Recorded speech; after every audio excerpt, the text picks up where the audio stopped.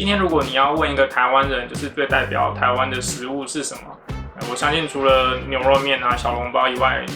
卤肉饭、肉霸崩，这个一定是没有在前3，也会在前10名的一个庶民小吃。对，所以我们今天就要来做卤肉饭。那同为家乡味，为什么今天要选择卤肉饭来做，不是牛肉面之类的呢？因为卤肉饭相较之下，就是又更平易近人，成本低廉，然后又方便，所以这就是为什么今天会选择卤肉饭的原因。而且，即使是在台湾的时候，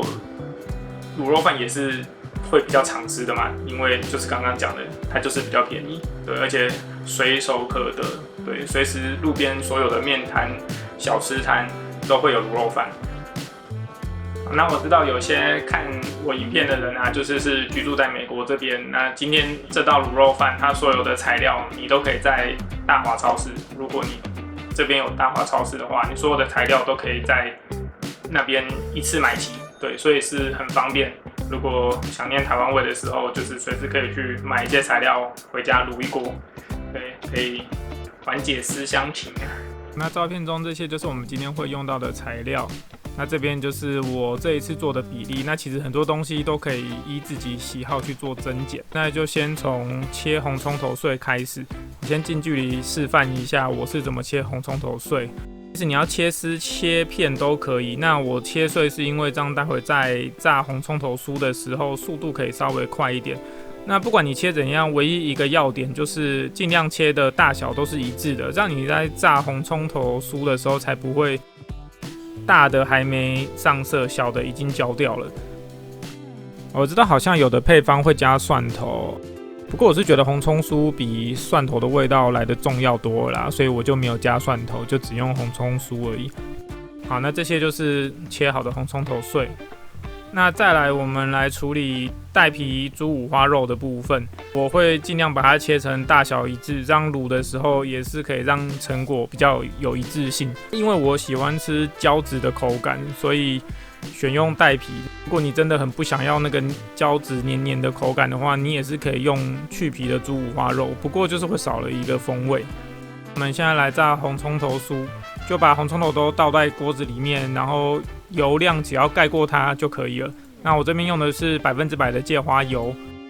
就是把它炸到金黄色就可以了。我这边大概炸了20分钟左右。我们把冰糖倒到锅中，那我这边的做法，我一样是让冰糖稍微有一点焦化，但是不能像之前做焦糖布丁那么焦，因为那样就会带有一点苦味。融化冰糖的过程一样，不要去搅拌它，直接晃动锅子来让它均匀受热，然后在这个浅褐色的时候就可以加入猪肉，然后把猪肉全部加入进去之后，来加酱油，再来老抽，然后稍微拌炒，让酱油能够受热，有点焦香味。将猪肉跟老抽跟酱油拌炒均匀之后，你就可以来加入红葱头酥，还有米酒，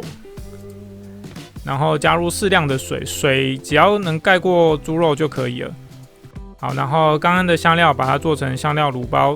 那煮到滚之后，你就可以转小火加锅盖炖煮3到5个小时。那炖煮的时间其实比较不一定，你要自己去检查，那炖到你喜欢的软硬度就可以了。那我个人是喜欢炖完之后再给它放隔夜，这样子会更入味。好了，我们就要来开锅这个卤肉咯。好，这个颜色看起来还不错。一碗饭啊，这是我个人喜欢的吃法。我喜欢煎一颗荷包蛋，然后一定要把蛋白煎的酥酥恰恰，这样子很好吃。好，这个腌黄瓜也可以在大华超市买到。我想先发个呆，细细感受一下这个卤肉的香气，胖公公公公胖。那这个比例炖出来的卤肉到底好不好吃，也就只有自己做过才有办法去感受啦。我自己是觉得，好像回到台湾了，真是感动的内牛满面呢。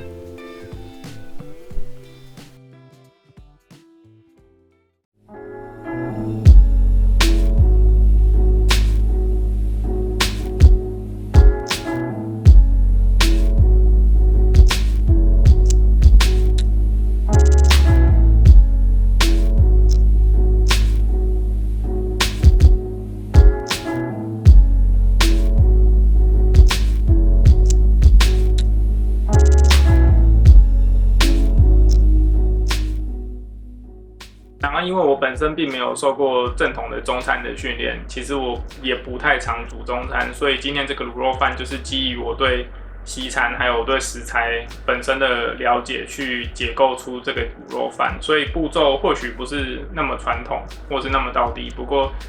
有兴趣的人还是可以用这个步骤来做做看，看一下成品如何。对，那我个人是觉得还不错。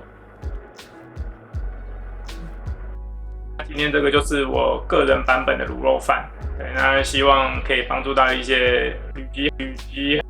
居海外啊，然后想要吃一些台湾味的人，就是可以在家里自己就是随时可以煮一锅卤肉起来，